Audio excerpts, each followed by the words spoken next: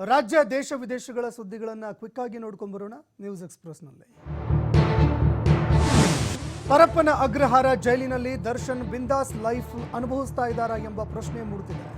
ಜೈಲಿನ ಒಳಗೆ ಸಿಗರೆಟ್ ಹಾಗೂ ಟೀ ಕಪ್ ಹಿಡಿದುಕೊಂಡು ಕುಳಿತಿರುವಂತಹ ಒಂದು ಫೋಟೋ ಲಭ್ಯವಾಗಿದೆ. ಒಂದು ಕೈಯಲ್ಲಿ ಸಿಗರೆಟ್, ಮತ್ತೊಂದು ಕೈಯಲ್ಲಿ ಕಾಫಿ ಕಪ್. ದರ್ಶನ್ ಪಕ್ಕದಲ್ಲೇ Wilson garden Naga, manager Nagaraj, ಮತ್ತೊಬ್ಬ ರೌಡಿ ಶೀಟರ್ ಕುಳ್ಳ ಸೀನ ಕೂಡ ಕುಳಿತಿದ್ದಾನೆ. ವಿಗ್ ಇಲ್ಲದ ಲುಕ್ನಲ್ಲಿ ಕೊಲೆ ಆರೋಪಿ ದರ್ಶನ್ ಕಾಣಿಸಿಕೊಂಡಿದ್ದು ಜೈಲಿನ ಅಧಿಕಾರಿಗಳ ಮೇಲೆ ಭಾರಿ ಸಂಶಯ ಮೂಡಿದೆ. ಕೊಲೆ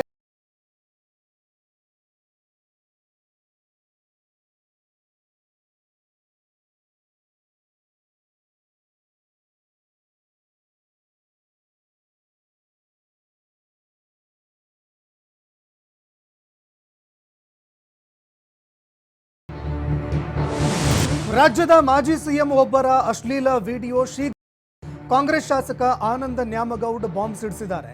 ಈ ಬಗ್ಗೆ ಬಾಗಲಕೋಟೆಯಲ್ಲಿ ಮಾತನಾಡಿದ ಅವರು, ನೀವು ಕೇಳಿದ್ದಿರೋ ಇಲ್ವೋ ಗೊತ್ತಿಲ್ಲ, ನಾನು ಆ ಸುದ್ದಿ ಕೇಳಿದ್ದೀನಿ. ಮಾಜಿ ಮುಖ್ಯಮಂತ್ರಿಯೊಬ್ಬರ ಅಶ್ಲೀಲ ಸಿಡಿ ಹೊರಗೆ ಬಂದಿದೆ. ಆ ಅಶ್ಲೀಲ ಸಿಡಿ ಭಾರತೀಯ ಜನತಾ ಪಾರ್ಟಿಯವರದ್ದೇ ಅಂತ ಹೇಳಿದ್ದಾರೆ.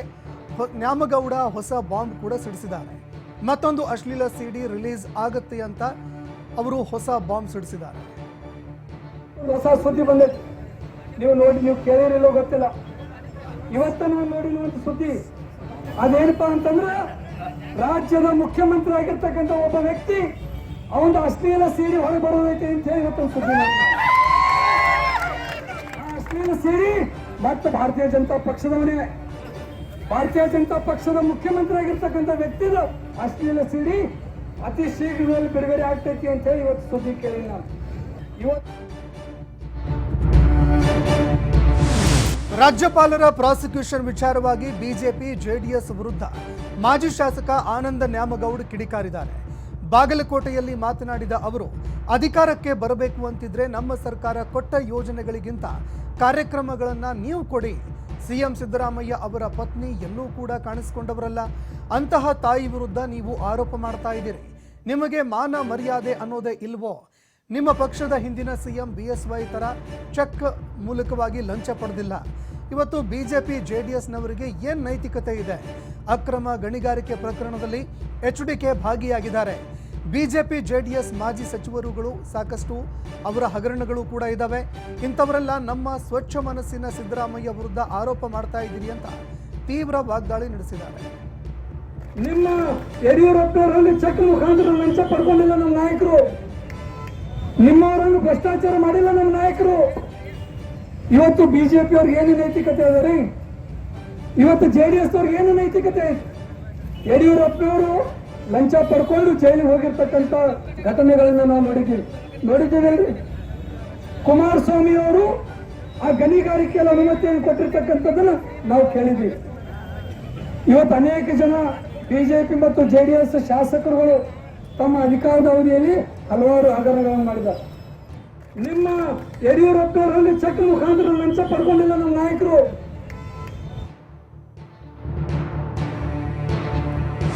ಬಿಜೆಪಿ ತಂತ್ರಗಳನ್ನು ವಿಫಲಗೊಳಿಸೋದಕ್ಕೆ ಕಾಂಗ್ರೆಸ್ನವರು ರಣತಂತ್ರ ಮಾಡ್ತಾ ಇದ್ದೀವಿ ಅಂತ ಮಂಡ್ಯದಲ್ಲಿ ಶಾಸಕ ಗಣಿಗ ರವಿಕುಮಾರ್ ಹೇಳಿಕೆ ಕೊಟ್ಟಿದ್ದಾರೆ. ಮಂಡ್ಯದಲ್ಲಿ ಮಾತನಾಡಿದ ಅವರು, ಪ್ರಾಸಿಕ್ಯೂಷನ್ ಬಗ್ಗೆ ರಾಜ್ಯಪಾಲರಿಗೆ ಕಾಮನ್ ಸೆನ್ಸ್ ಇರಬೇಕಾಗಿತ್ತು. ಬೀದಿಲಿ ಹೋಗೋರೆಲ್ಲ ಅವರ ಮೇಲೆ ಪ್ರಾಸಿಕ್ಯೂಷನ್ ಕೊಡಿ, ಇವರ ಮೇಲೆ ಪ್ರಾಸಿಕ್ಯೂಷನ್ ಕೊಡಿ ಅಂತೆಲ್ಲ ಲೆಟರ್ ಕೊಟ್ರೆ ರಾಜ್ಯ ನಡೆಸೋದು ಹೇಗೆ ಅಂತ ಪ್ರಶ್ನೆ ಮಾಡಿದ್ದಾರೆ. 17B ಅಡಿಯಲ್ಲಿ ಸರಿಯಾಗಿ ನಮೂದಾಗಿದೆ. ತನಿಖಾಧಿಕಾರಿಗಳು ಕೇಳಿದ್ರೆ ಮಾತ್ರ ಕೊಡಬೇಕು.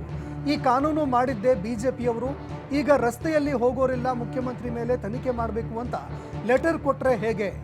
ದಾಸಯ್ಯನ ಹತ್ರ ಲೆಟರ್ ತೆಗೆದುಕೊಂಡು ರಾಜ್ಯಪಾಲರು ಬಿಜೆಪಿ ಹಾಕಿಕೊಟ್ಟಂತಹ ಡ್ರಾಫ್ಟ್ ಮೇಲೆ ಸಹಿ ಹಾಕಿ ಪ್ರಾಸಿಕ್ಯೂಷನ್ ಕೊಡಲಾಗಿದೆ. ರಾಜ್ಯಪಾಲರು ತಪ್ಪು ನಿರ್ಧಾರ ಮಾಡಿದ್ದಾರೆ. ರಾಜ್ಯಪಾಲರು ಬಿಜೆಪಿಯ ಏಜೆಂಟರ್ ಅಂತ ತೀವ್ರವಾಗಿ ಆಕ್ರೋಶ ವ್ಯಕ್ತಪಡಿಸಿದ್ದಾರೆ.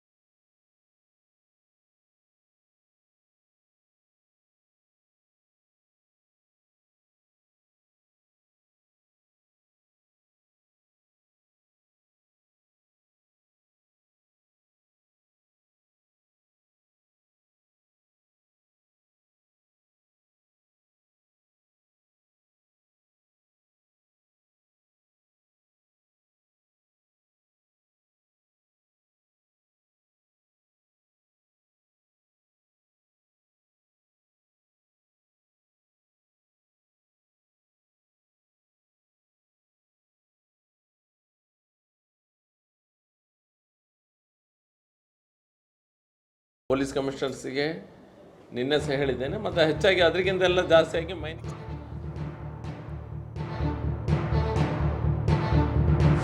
ಗೃಹಲಕ್ಷ್ಮಿ ಯೋಜನೆಯಿಂದ ಬಂದಂತಹ ಹಣದಿಂದ ವೃದ್ಧೆಯೊಬ್ಬರು ಇಡೀ ಊರಿಗೆ ಹೋಳಿಗೆ ಊಟ ಹಾಕಿಸಿದ್ದಾರೆ. ಬೆಳಗಾವಿ ಜಿಲ್ಲೆಯ ರಾಯಬಾಗ ತಾಲೂಕಿನ ಸುಟ್ಟಟ್ಟಿ ಗ್ರಾಮದಲ್ಲಿ ಅಕ್ಕ ತಾಯಿ ಲಂಗೋಟಿ ಎಂಬ ವೃದ್ಧೆ ಹೋಳಿಗೆ ಊಟ ಹಾಕಿಸಿದ್ದಾರೆ. ಪ್ರತಿ ತಿಂಗಳು ತಮಗೆ ಬರ್ತಿದ್ದಂತಹ 2,000 ರೂಪಾಯಿ ಹಣವನ್ನ ಕೂಡಿಟ್ಟು 5 ಮುತ್ತೈದೆಯರಿಗೆ ಉಡಿ ತುಂಬಿಸಿ ಊರಿಗೆಲ್ಲ ಊಟ ಹಾಕಿಸಿದ್ದಾರೆ. ಈ ವೇಳೆ ಮಾತನಾಡಿದ ಅವರು, ಸಿದ್ದರಾಮಯ್ಯನವರು ಪ್ರತಿ ತಿಂಗಳು ನಮಗೆಲ್ಲ 2,000 ರೂಪಾಯಿ ಹಣ ಕೊಡ್ತಾ ಇದ್ದಾರೆ. ರಾಜಕೀಯವಾಗಿ ಸಿದ್ದರಾಮಯ್ಯನವರು ಇನ್ನಷ್ಟು ಎತ್ತರಕ್ಕೆ ಬೆಳಿಬೇಕು. ಹೀಗಾಗಿ ಗ್ರಾಮದ ದೇವತೆಗೆ ಪೂಜೆ ಸಲ್ಲಿಸಿ ಊರಲ್ಲಿ ಹೋಳಿಗೆ ಊಟ ವ್ಯವಸ್ಥೆ ಮಾಡಿದ್ದೀನಿ ಅಂತ ಹೇಳಿದ್ರು. ಈ ವೃದ್ಧೆಯ ಕಾರ್ಯಕ್ಕೆ ಸುಟ್ಟಟ್ಟಿ ಗ್ರಾಮದ ಮಹಿಳೆಯರು ಸಾಥ್ ಕೊಟ್ಟಿದ್ದಾರೆ.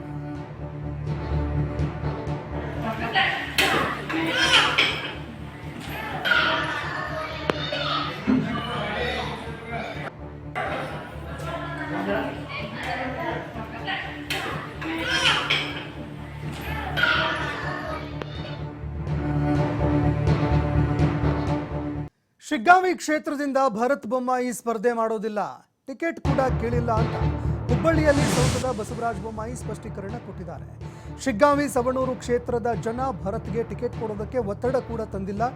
ಜೋಶಿ ಅವರನ್ನ ಭೇಟಿಯಾಗೋದಕ್ಕೆ ಶಿಗ್ಗಾಂವಿ ಜನ ಹೋಗಿದ್ದ ಉದ್ದೇಶನೇ ಬೇರೆಯಾಗಿತ್ತು. ಆ ಭೇಟಿಯೇ ಈಗ ಇನ್ನೊಂದು ರೀತಿಯಲ್ಲಿ ಪ್ರಚಾರವಾಗ್ತಾ ಇದೆ. ಪಕ್ಷಕ್ಕೆ ಕೆಲಸ ಮಾಡಿದಂತಹ ನಿಷ್ಠರಿಗೆ ಟಿಕೆಟ್ ಕೊಡುವಂತೆ ಕೇಳಿದ್ದಾರೆ. ಕಷ್ಟದಲ್ಲಿ ಪಕ್ಷ ಕಟ್ಟಿದವರಿಗೆ ಟಿಕೆಟ್ ಕೊಡುವಂತೆ ಮನವಿ ಮಾಡಿಕೊಂಡಿದ್ದಾರೆ. ಈ ವೇಳೆ ಭರತ್ ಜೋಶಿ ಅವರು ಭರತ್ ಅವರ ಹೆಸರನ್ನ ಹೇಳಿದಾರಷ್ಟೇ. ನಾನು ನನ್ನ ಮಗನಿಗೆ ಟಿಕೆಟ್ ಕೇಳಿಲ್ಲ, ನನ್ನ ಮಗ ಸ್ಪರ್ಧೆ ಮಾಡುವಂತಹ ವಿಚಾರವೇ ಅಲ್ಲ ಅಂತ ಸ್ಪಷ್ಟೀಕರಣ ಕೊಟ್ಟಿದ್ದಾರೆ. ಲೀಡರ್ಸು ಮೊದಲಿಂದ ಪಕ್ಷಕ್ಕೆ ಕೆಲಸ ಮಾಡಿದ್ದಾರೆ. ಯಾರು ಪಕ್ಷಕ್ಕೆ ಕೆಲಸ ಮಾಡಿದ್ದಾರೆ, ಯಾರು ಪಕ್ಷಕ್ಕೆ ನಿಷ್ಠಾವಂತರಿದ್ದಾರೆ, ಯಾರು ಕಷ್ಟದಲ್ಲಿ ಪಕ್ಷ ಕಟ್ಟಿದ್ದಾರೆ ಅವ್ರು ಕೊಡಬೇಕು ಅಂತ ಕೇಳಿದ್ದಾರೆ. ಆ ಸಂದರ್ಭದಲ್ಲಿ ಜೋಶಿಯವರು ಮಾತಾಡಿದ್ದನ್ನು ನಮ್ಮ ಕಾರ್ಯಕರ್ತರು ಅಂತ ಹೇಳಿದ್ರಿ. ನಮ್ಮ ಕಾರ್ಯಕರ್ತರು ಯಾರೂ ಕೂಡ ನನ್ನ ಮಗನಿಗೆ ಕೊಡುವಂತಿಲ್ಲ. ಮತ್ತು ನಾನು ಈಗಾಗಲೇ ಹೇಳಿದ್ದೇನೆ, ನನ್ನ ಮಗನ ಸ್ಪರ್ಧೆ ಮಾಡುವಂಥ ವಿಚಾರ ಇಲ್ಲ ಅನ್ನುವಂಥದ್ದು ಭಾಳ ಸ್ಪಷ್ಟವಾಗಿ.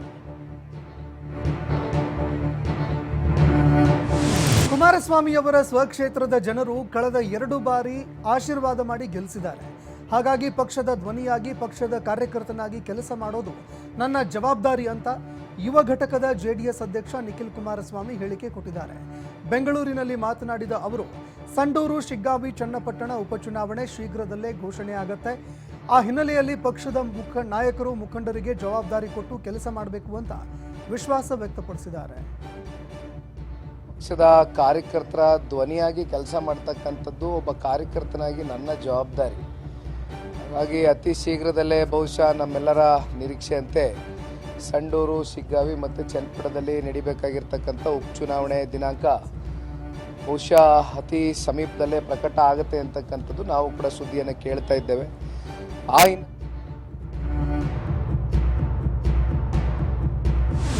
ಶಿರೂರು ಗುಡ್ಡ ಕುಸಿತ ಪ್ರಕರಣ ಹಿನ್ನೆಲೆಯಲ್ಲಿ ರಾಜ್ಯ ಅರಣ್ಯ ಇಲಾಖೆ ಎಚ್ಚೆತ್ತುಕೊಂಡಿದೆ. ರೆಸಾರ್ಟ್, ಹೋಮ್ ಸ್ಟೇ, ತೋಟಗಳ ತೆರವಿಗೆ ನಿರ್ಧಾರ ಮಾಡಿದೆ. ಅನಧಿಕೃತವಾಗಿ ರೆಸಾರ್ಟ್, ಹೋಮ್ ಸ್ಟೇ ನಿರ್ಮಾಣ ಮಾಡಿಕೊಂಡವರ ವಿರುದ್ಧ ಕ್ರಮ ಜರುಗಿಸೋದಕ್ಕೆ ಸಿದ್ಧತೆ ನಡೆಸಲಾಗ್ತಾ ಇದೆ. ಅಕ್ರಮ ನಡೆಸಿದವರ ಬಗ್ಗೆ ಪತ್ತೆ ಹಚ್ಚಿ 10 ದಿನಗಳ ಒಳಗಾಗಿ ವರದಿ ಸಲ್ಲಿಕೆಗೆ ಎಲ್ಲ ಉಪಾರಣ್ಯ ಸಂರಕ್ಷಣಾಧಿಕಾರಿಗಳಿಗೆ ಸೂಚನೆ ನೀಡಿ ಅರಣ್ಯ ಇಲಾಖೆಯಿಂದ ಅಧಿಕೃತ ಆದೇಶ ಹೊರಡಿಸಲಾಗಿದೆ.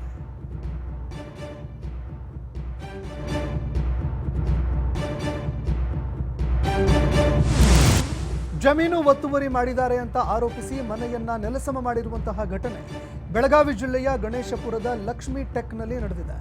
ಮನೆಯವರು ಕೆಲಸಕ್ಕೆ ಹೋಗಿದ್ದ ಸಂದರ್ಭದಲ್ಲಿ ಜೆಸಿಬಿ ಬಳಸಿ ಕಿಡಿಗೇಡಿಗಳು ಬಂದು ಮನೆ ನೆಲಸಮ ಮಾಡಿದ್ದಾರೆ.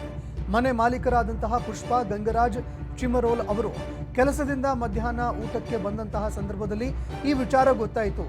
2001ರಲ್ಲಿ ಕಲ್ಲಪ್ಪ ಕಾಂಬಳೆ ಎಂಬವರಿಂದ ಜಾಗ ಖರೀದಿ ಮಾಡಿದ್ರು ಪುಷ್ಪಾ ಗಂಗರಾಜ್. ಕಷ್ಟಪಟ್ಟು ಮನೆ ಕಟ್ಟಿಸಿದ್ರು ಅಂತ ಜೆಸಿಬಿ ಬಳಸಿ ಕಿಡಿಗೇಡಿಗಳು ಮನೆ ಕೆಡವಿದ್ದಾರೆ. ಮೋಹನ್ ಸಾಮ್ರೇಕರ್ ಎಂಬಾತ ಗೂಂಡಾಗಳನ್ನ ಬಳಸಿ ಮನೆ ಕೆಡವಿದಾನೆ ಅಂತ ಆರೋಪ ಮಾಡಲಾಗಿದೆ. ತಮಗೆ ಆಗಿರುವಂತಹ ಅನ್ಯಾಯದ ವಿರುದ್ಧ ಪುಷ್ಪಾ ಗಂಗರಾಜ್ ಪೊಲೀಸರಿಗೆ ದೂರು ಕೊಡೋದಕ್ಕೆ ಮುಂದಾಗಿದ್ದಾರೆ.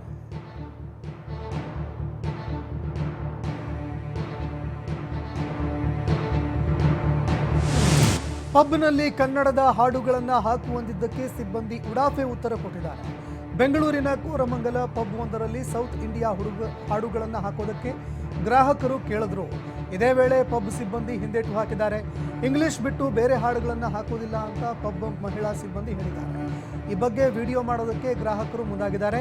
ಎಚ್ಚೆತ್ತಂತಹ ಮತ್ತೊಬ್ಬ ಸಿಬ್ಬಂದಿ ರೀಜನಲ್ ಹಾಡಿಗೆ ಒಪ್ಪಿಗೆ ಸೂಚಿಸಿದ್ದಾರೆ. ಕನ್ನಡ ಹಾಡು ಹಾಕೋದಾಗಿ ಹೇಳಿದ್ದಾರೆ. ಗ್ರಾಹಕರನ್ನ ಸಮಾಧಾನ ಮಾಡಿ ಸದ್ಯ ಈ ವಿಡಿಯೋ ಎಲ್ಲೆಡೆ ವೈರಲ್ ಆಗ್ತಾ ಇದೆ. Yeah, video. I'm taking a video. Should not say I can't play regional language. This is a region. You should not say like that. Kannada, Telugu, Tamil. ಏನ್ Kannada ಆಡ್ಬೇಕಾ? Kannada, Telugu, Tamil, any language. ಇಲ್ಲ ಕನ್ನಡ ಮಾತ್ರ Kannada, okay. I'm asking her. ನಾನು ಆಡ್ತೀನಿ ಹೋಗಿ. She is telling I can't play regional languages. ನನ್ನ video record ಮಾಡಿ. Bro, ನಿನ್ನೆ ಕನ್ನಡ ಮಾತ್ರ ಹಾಕಕ್ಕಾಗುತ್ತೆ. ತೆಲುಗು ತಮಿಳು ಹಾಕಕ್ಕಾಗಲ್ಲ. okay.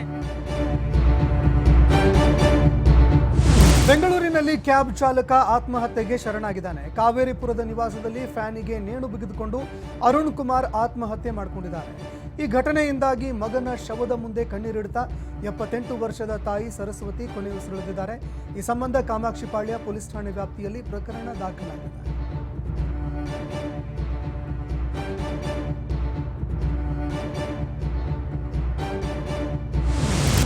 ಕಾರಿಗೆ ಬೇಕೆಂದೇ ಬೈಕ್ ಟಚ್ ಮಾಡಿ ಹಣ ಕೀಳ್ತಾ ಇದ್ದವನೊಬ್ಬನ ಬಂಧನವಾಗಿದೆ. ದಾರಿಯಲ್ಲಿ ಹೋಗುವಂತಹ ಕಾರು ಚಾಲಕರೇ ಈತನ ಟಾರ್ಗೆಟ್ ಆಗಿರ್ತಿದ್ರು. ಸುಲಭವಾಗಿ ಹಣ ಮಾಡೋದಕ್ಕೆ ಬೇಕಂತಲೇ ಕಾರ್ ಹೋಗುವಾಗ ತನ್ನ ಬೈಕ್ ಟಚ್ ಮಾಡ್ತಾ ಇದ್ದ. ಬಳಿಕ ಆರೋಪಿ ಜಮೀಲ್ ಡ್ಯಾಮೇಜ್ ಅನ್ನು ಸರಿಪಡಿಸ್ಕೊಳ್ಳೋದಕ್ಕೆ ಅಂತ ದುಡ್ಡು ಕೊಡಿ ಅಂತ ಬಲಪ್ರಯೋಗ ಮಾಡ್ತಾ ಇದ್ದ. ದುಡ್ಡು ಕೊಡದೆ ಹೋದರೆ ದೂರು ಕೊಡ್ತೀನಿ ಅಂತ ಹೆದರಿಸ್ತಾ ಇದ್ದ.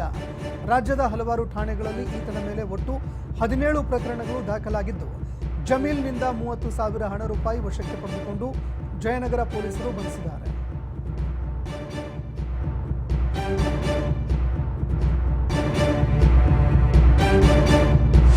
ಸಿಲಿಕಾನ್ ಸಿಟಿಯಲ್ಲಿ ಬ್ಯಾನರ್ ಫ್ಲೆಕ್ಸ್ಗಳ ಅಳವಡಿಕೆ ಹಾವಳಿ ಹೆಚ್ಚಾಗ್ತಾ ಇದೆ.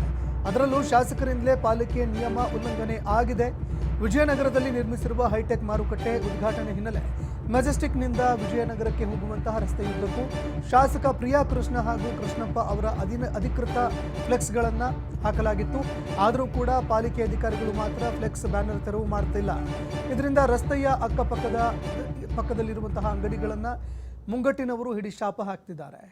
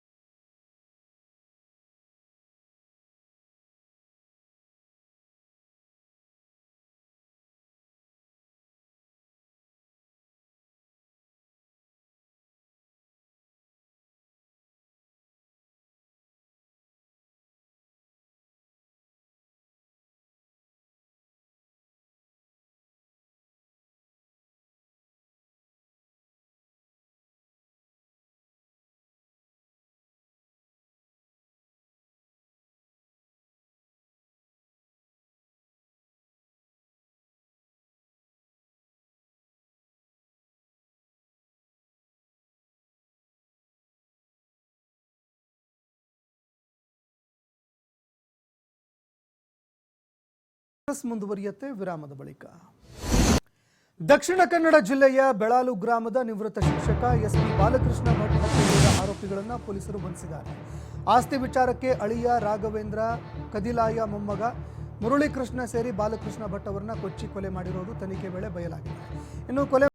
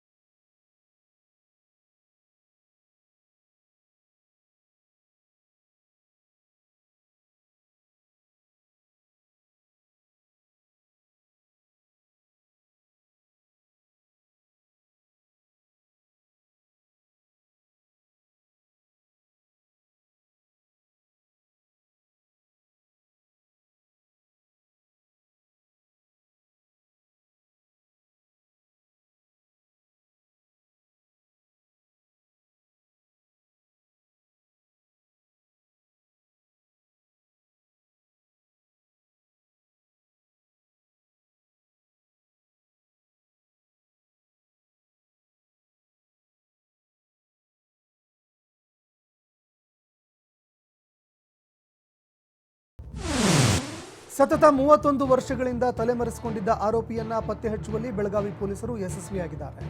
ಜಿಲೆಟಿನ್ ಕಡ್ಡಿಗಳನ್ನು ಅಕ್ರಮವಾಗಿ ಸಂಗ್ರಹಿಸಿ ಇಟ್ಟಿದ್ದ ಆರೋಪದ ಹಿನ್ನೆಲೆ ಸ್ಫೋಟಕ ಅಧಿನಿಯಮಗಳ